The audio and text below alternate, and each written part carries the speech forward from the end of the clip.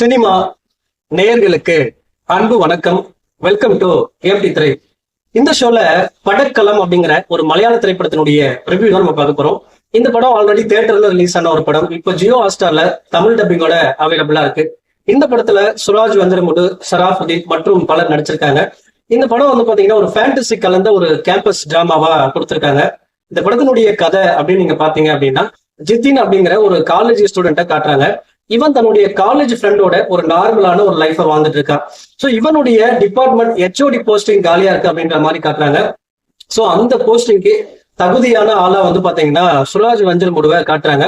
So இவர் தான் வந்து பாத்தீங்கன்னா சீனியர் பர்சனா இருக்காரு. அதே காலேஜ்ல ஷராஃபுதீன் அப்படிங்கிற ஒரு ப்ரொஃபஸரும் வேலை பார்த்துட்டு இருக்காரு.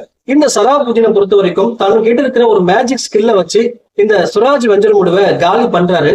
அது என்ன மேஜிக் ஸ்கில், அதை பசங்க எல்லாம் எப்படி பாக்குறாங்க, அந்த மேஜிக் ஸ்கில்லால என்னென்ன மாதிரியான சம்பவங்கள் ஏற்படுது, அண்ட் டுவர்ட்ஸ் டே யாருக்கு என்ன ஆச்சு அப்படின்னு ஒரு ஃபேண்டசி கலந்த ஒரு கேம்பஸ் டிராமாவா சொல்லக்கூடிய திரைப்படம் தான் இந்த படக்களம். இந்த படத்தை பத்தி ஆலோசனம் அப்படின்னா, இந்த படம் தொடங்கும் போதே வந்து பாத்தீங்கன்னா அந்த ஃபேண்டசி டிராமாவா தான் தொடங்கும்.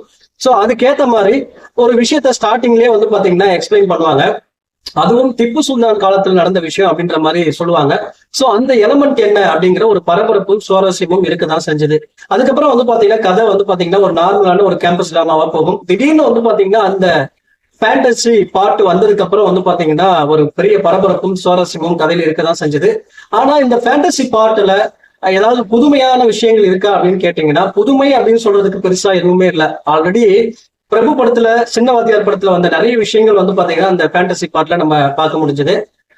மற்றபடி வந்து பாத்தீங்கன்னா இந்த சுராஜ் வெஞ்சரமுடு, ஷராஃபுதீன் இவங்க ரெண்டு பேரும் வர காட்சிகள், அவங்களுக்குள்ள வரக்கூடிய அந்த ஹியூமர், அப்புறம் அந்த சுவாவுக்கு அப்புறம் வரக்கூடிய காட்சிகள் எல்லாமே பட்டைய கிளப்பிட்டாங்க அப்படின்னு தான் சொல்லணும். அவ்வளவு அழகா நடிச்சிருந்தாங்க. குறிப்பா சுராஜ் வெஞ்சரமுடு அந்த ஃபேமிலி பார்ட், அது ரிலேட்டட் வரக்கூடிய டிராமா சீன்ஸ் எல்லாமே வந்து பாத்தீங்கன்னா நல்லாவே ஒர்க் அவுட் ஆயிருந்துச்சு. கிளைமேக்ஸ் வந்து பாத்தீங்கன்னா கொஞ்சம் ப்ரெடிக்ட் பண்ற மாதிரி தான் இருந்துச்சு. ஓவராலா வந்து பாத்தீங்கன்னா ஒரு டீசென்டான மூவி தான். ஒரு டைம் பாஸுக்காக ஒரு வாட்ச் பண்ணக்கூடிய ஒரு படம் தான்.